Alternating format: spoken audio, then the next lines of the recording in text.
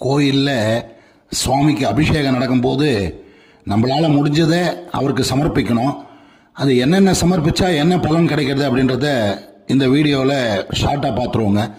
நம்மளால் முடிஞ்ச தண்ணீர் எதுவுமே கொடுக்க முடியலன்னா கூட தண்ணி ஒரு தவளை எடுத்துமே கொடுத்தோம்னா மன அமைதி ஏற்படும். பால், அந்த பாலை வாங்கி போய் கொடுத்தோம் அப்படின்னா நீண்ட ஆயுள் கிடைக்கும். தேன் கொடுத்தோம் அப்படின்னா துன்பம் நம்மளுக்கு ஏற்படுறதான துன்பங்கள்லாம் தீரும்.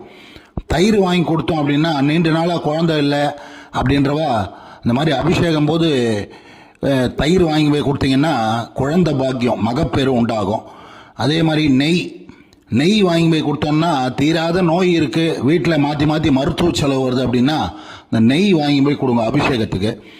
கடன் நிவர்த்தி, தீராத கடன் இருக்குது, கையில் பைசாவே நிற்கலை அப்படின்னு சொல்கிறவா மஞ்சள் அதை வாங்கி போய் கொடுங்க அபிஷேகம் போது. மஞ்சப்படி வாங்கி போய் கொடுங்க. நம்ம வீட்டை காக்கணும், எல்லா தெய்வங்களும் நம்ம வீட்டில் நோய் நொடி இல்லாமல் எல்லாரையும் காக்கணும் அப்படின்னு சொல்லி பிரார்த்தனை பண்ணிக்கணும் அப்படின்னா இளநீர் வாங்கி போய் கொடுத்தீங்கன்னா நம்ம இல்லத்தையே காக்கக்கூடிய சக்தி அந்த இளநீருக்கு இருக்குதான். அதனால் அவளுக்கு என்ன பிரார்த்தனையோ நம்மளால் முடிஞ்சதை இந்த அபிஷேகம் நடக்கும்போது தெய்வங்களுக்கு, அது எந்த தெய்வமாக இருந்தாலும் தெய்வங்களுக்கு அபிஷேகம் நடக்கும்போது